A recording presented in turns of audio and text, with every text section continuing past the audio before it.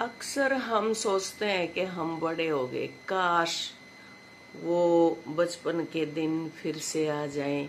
ये कितनी बार कितनों को कहते हुए सुना होगा, लेकिन ये हम कहते तो रहते हैं कि भाई काश बचपन फिर एक बार फिर आ जाए, चलो हम फिर से एक बार फिर अजनबी बन जाए। लेकिन ये हाथ में किसके है भाई? कौन बनेगा अजनबी? कौन लाएगा अपने बचपन को वापस? सोच लिया, सुन लिया, कह दिया।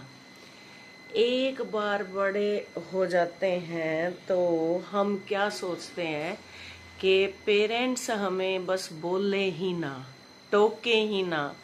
हम कहाँ जा रहे हैं, कहाँ नहीं जा रहे हैं, हमें टोके ना। ऐसा क्यों? मैंने कल एक वीडियो में देख रही थी और एक माँ अपने बेटे का इंतजार कर रही है और वो कह रही है कि अभी बस आ जाता है और खाना खा के फिर मैं सो जाऊंगी। हर रोज का शायद उसका यही रूटीन रहता होगा। वो माँ आज भी उस बेटे के लिए वही सोचती है जो बचपन में सोचती है, बेटा चाहे बड़ा हो गया हो। लेकिन वो देरी से आता है, फिर देरी से आता है, उसका फोन आ जाता है, फोन पे वो कुछ बताता है, माँ के एक्सप्रेशंस चेंज हो जाते हैं कि भाई ये क्या हुआ, क्यों ऐसा क्यों, वहाँ क्यों रुकेगा, क्यों नहीं। लेकिन फिर माँ सोचती है कि कोई बात नहीं, कोई ना कोई रीजन बता दे। तेरी रोटी भाई यहाँ पे बनी रखी है तो उनको कौन खाएगा? कहता है कि नहीं, यहीं पे बना दी है।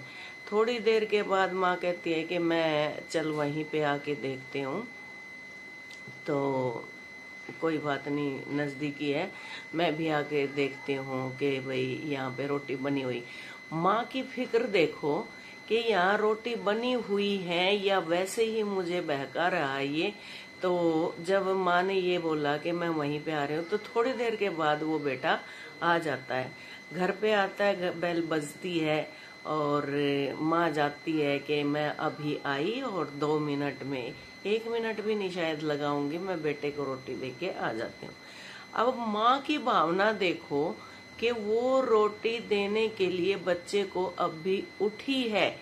हालांकि उसने बना के रख रखी थी, बेटा खा भी सकता था, बेटा माँ को भी पूछ सकता था कि माँ आपने रोटी खाई या नहीं खाई, या हम दोनों बैठ के खा लेते हैं, तो ये कितना मजा आता।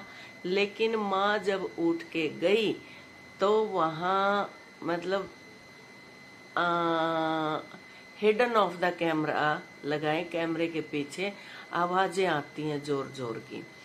अब जोर जोर की जो आवाजें आती हैं, अब ये पता नहीं बेटे ने क्या कहा क्या नहीं कहा, समझ में नहीं आया, बट जोर जोर की आवाजें आने लगी। अब यहाँ से देखो कि कहते हैं कि काश बचपन फिर से आ जाए। अब बचपन कैसे आता वो कि वो आके पूछता टाइम, पहली बात तो टाइम से आए, भाई इतनी हर रोज इतनी देर रात से क्यों आए?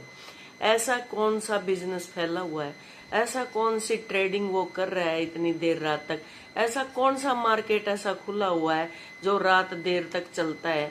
तो ये तो एक वैसे ही दोस्तों के साथ गप्पे मारने की हैबिट बना ली ना अपनी, कि मैं बस देर से ही आऊंगा, इतनी देर से आऊंगा, और माँ हर रोज इंतजार कर रही है खाने का। माँ ने अपना रूटीन नहीं तोड़ा, बट बेटा तोड़ रहा है, तो इसलिए ये दिक्कतें आती हैं। क्यों आएगा उसमें बचपन? माँ फिर भी एक डर के साथ उस फीलिंग को जी रही है। माँ तो फिर भी जी रही है, लेकिन माँ के मन में एक डर है कि मेरा बेटा कहीं पर गलत तो नहीं है, ये तो नहीं है। लेकिन वहां पे क्या होता है, जब वो बार बार जोर जोर से आवाजें आ रही थी, आखिर में माँ ने कैमरे को बंद ही करना पड़ा। अब ये बताओ बचपन कहाँ से आएगा? अरे बचपन को आने दो, बचपन को जियो, संडे का टाइम होता है, बच्चों के खिलौने होते हैं, इनको पटको, इनको ले, माँ के साथ बैठो, माँ के साथ गुदगुदी करो, माँ के साथ हो, माँ वैसे ही गदगद हो जाएगी, वैसे ही गदगद, आपका बचपन फिर से वापस आ जाएगा। हजारों बातें, हजारों कहानियां माँ फिर सुनाएगी, तू बच्चा था तब मैं ऐसे करती थी, तू बहुत ऊत था, तू बहुत शरीफ था, तो यूं किया करता। सेम तू अपने पापा पे है, सेम तू अपने मामा पे है, सेम तू अपने चाचा की कॉपी कर रहा है। तो वो बातें एक थ्रिलिंग पैदा करती हैं हमारे दिल दिमाग में, और हमारे माइंड को एकदम से बिल्कुल ये बना देती हैं कि जैसे कुछ था ही नहीं।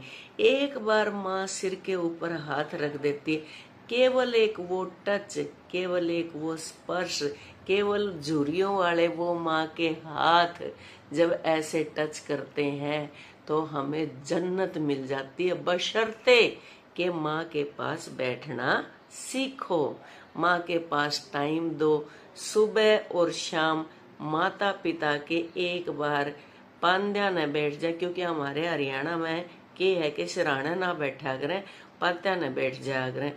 तो उस पांध्या ने एक बार बैठ कर तो देखो। लेकिन इस भाग दौड़ की जिंदगी में मैंने शॉर्ट्स बना लिया, मैंने वीडियो बना ली, मैं इस पंचायत में जा रहा हूँ, मैं ये काम कर रहा हूँ, मैं वो काम कर रहा हूँ, मैं दोस्तों से निभा रहा हूँ, दोस्तनियों से निभा रहा हूँ।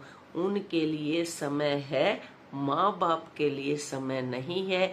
ये बड़ा खेद है आज के जमाने में हमें। तो फिर बचपन कैसे हम जिएंगे?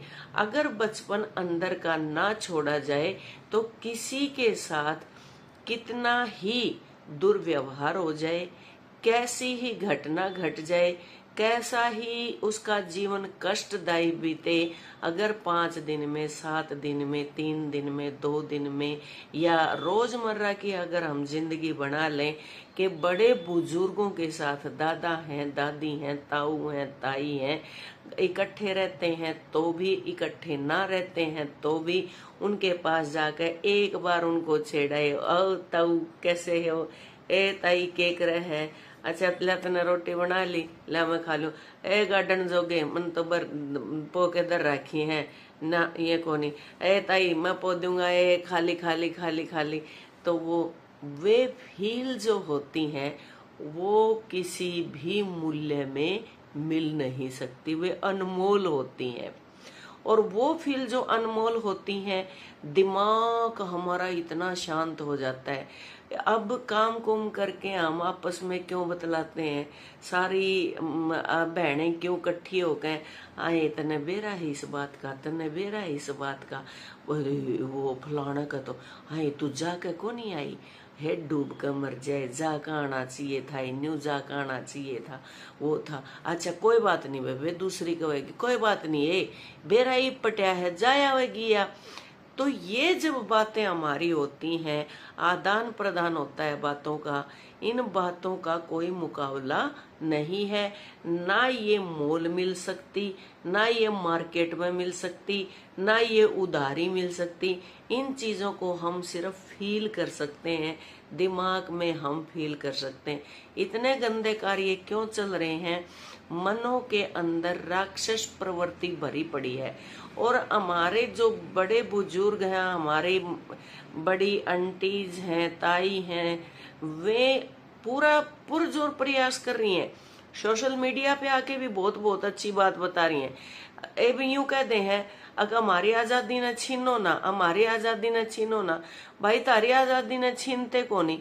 जब तुमने इलीगल असंवैधानिक कार्य से एक काम कर लिया, प्रेग्नेंट हो गए, किसी ने उसको प्रेग्नेंट किया, लेकिन उसको जब पालने की क्षमता नहीं है, पैदा करके झाड़ियों में डाल देते हैं, शर्म नहीं आती? ये जब दिमाग कहाँ पे जाता है, वो ममता क्यों नहीं उमड़ के आता? यहाँ पे इतने कठोर क्यों बन जाते हो? क्या सिर्फ अपने ही स्वार्थ के लिए? उस बच्ची का, उस बच्चे का, उसका जीवन किसने एक 2 पल के लिए किसने खराब किया? तो उनको भी संभालने के लिए बहुत सी महिलाएं हमारी आगे आ रही हैं। एक का मैंने सुना था कि 16वीं लड़की उसने झाड़ियों में पड़ी मिली और वो बड़े प्यार से दूध पिला रही है। वो भी तो पिला रही है जो माँ उसका कालजा को नहीं पाटे। तो कुछ असामाजिक तत्व इस प्रकार के हैं जो बातें तो मारे हैं बहुत बड़ी बड़ी, बहुत ज्यादा करते हैं, बट उसको प्रैक्टिकली नहीं करते। इसलिए आज मैं यही कह रही हूँ कि हमें अगर बच्चे की फीलिंग लेनी है तो आप अपने माता पिता से जुड़े रहिए, आप अपने माता पिता का हालचाल पूछते रहिए, आप अपने माता पिता की संवेदनाओं का ख्याल रखते रहिए, आप अपने माता पिता के इमोशंस को दिन प्रतिदिन समझते रहिए। और जब लड़की खुद माँ बन जाती है तो पूरी माँ की फीलिंग्स समझ में आती है कि मेरी माँ ने भी मुझे ऐसे ही पैदा किया होगा, और मैं आज सरवाइव कर रही हूँ तो मेरी माँ ने भी ऐसा ही किया होगा। तो भाई बचपन आ जा है, बचपन फेर आन में। ये देखो ये मैंने सारे घाल घाल के ये धरे हैं, सारे बिखरा दिए थे सारे। दरानी स्टम है के दर रखे हैं, के कर रखे। मैं इनका आनंद लेती हूँ। बच्चे ये करते हैं, उनको टोकती हूँ, करती हूँ, को गदा ले रहा है, कोई यो ले रहा है, कोई यूं कर रहा है, मारू हूँ, रुक रे, रुक जो रे, रुक जो रे, रुक जो रे, रुक जो रे।